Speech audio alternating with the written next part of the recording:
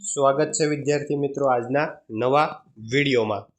આજે આપણે વ્યાકરણનો વિભાગ કૃદંત પરિચય કૃદંતનો આજે આપણે અભ્યાસ કરવાનો છે। તો કે કૃદંતના કુલ 5 જેટલા પ્રકાર છે। પહેલા નંબરનું કૃદંત કર્તરી ભૂત કૃદંત।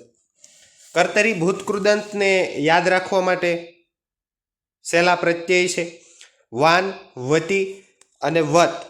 એના ઉદાહરણ તરીકે શબ્દો આપેલા છે। તો કે વાનમાં શું છે તો કે કૃતવાન। કોઈ પણ જગ્યાએ કૃદંત ઓળખવા માટે આપણને કહે તો આપણે આ પ્રત્યય છે એ યાદ રાખવા જોઈએ। કર્તરી ભૂત કૃદંતના પ્રત્યયો 3 છે વાન વતી અને વત।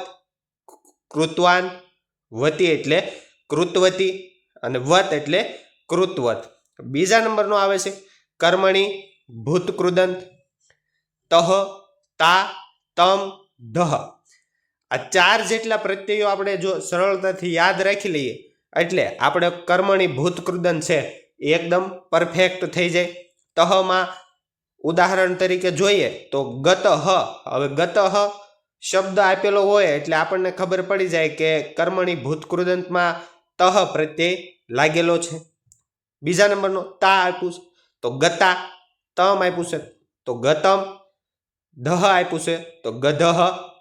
એવી જ રીતે આ 4 પ્રત્યયો યાદ રાખો એટલે કર્મણી ભૂત કૃદંત તમારો છે એ કમ્પ્લેટ।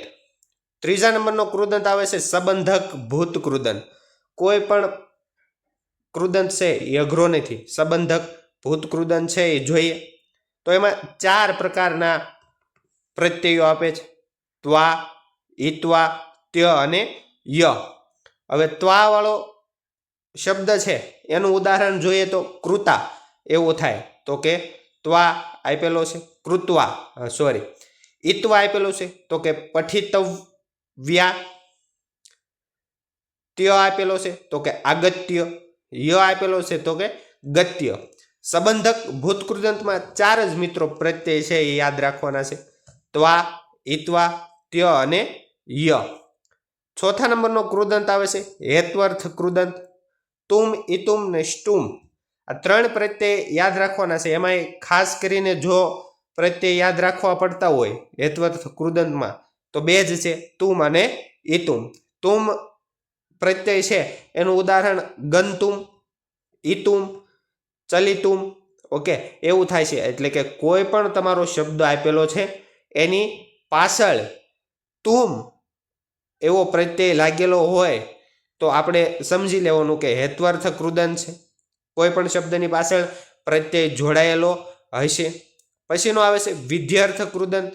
વિધ્યર્થ કૃદંતમાં મિત્રો 6 જેટલા પ્રત્યયો છે એ તમારે યાદ રાખવા પડશે તવ્યઃ તવ્યા તવ્યમ અનિયઃ અનિયા અનિયમ। જો પહેલા 3 પ્રત્યય છે એ તમને આવડશે તવ્યઃ તવ્યા તવ્યમ તો જ પાછળના 3 પ્રત્યય છે એ તમને આવડશે। માત્ર ને માત્ર આગળનો જ શબ્દ છે એ ફેર થાય છે અથવા તો એમાં જ બદલે છે તવ્યઃ તવ્યા તવ્યમ અનિયઃ અનિયા અનિયમ। જોઈએ તવ્યઃનું ઉદાહરણ પઠિતવ્યઃ તવ્યા પઠિતવ્યા તવ્યમ તો પઠિતવ્યમ।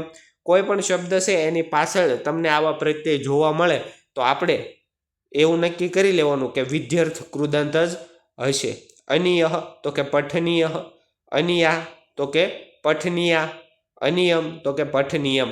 તો વિદ્યાર્થી મિત્રો આ 5 જેટલા કૃદંતો છે એને સરળતાથી યાદ રાખવા માટે આ જ એક ટ્રીક છે કે માત્ર ને માત્ર એના પ્રત્યયો તમારે છે એ ઝડપથી યાદ રાખવા પડશે અથવા તો યાદ કરી લેવાના।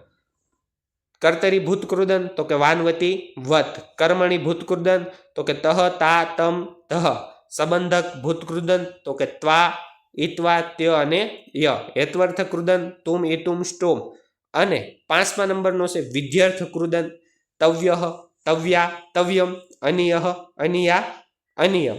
તો વિદ્યાર્થી મિત્રો સરળતાથી યાદ રાખવા માટે આ જ એક ટ્રીક છે જેથી આપણો કૃદંતમાં એક પણ માર્ક કપાય નહીં। આભાર, થેન્ક યુ, ધન્યવાદ।